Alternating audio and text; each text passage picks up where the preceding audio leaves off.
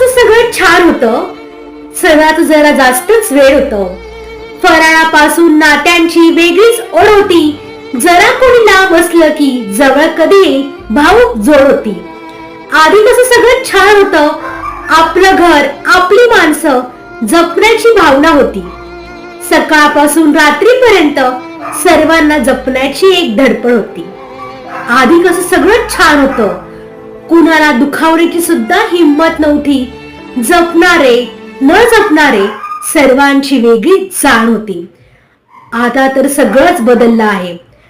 कोण लहान तर कोण मोठं सर्व विस्मरणात गेले आहे. सगळेच आपल्याच धुंदीत जणून शेजारी पाजारी सगळेच गायब आहेत. आता खरंच बदल जाणवत आहे बरं. बोलके चेहरे आता शांत वाटत आहे. अबोल मात्र निश्चित पडून आहे.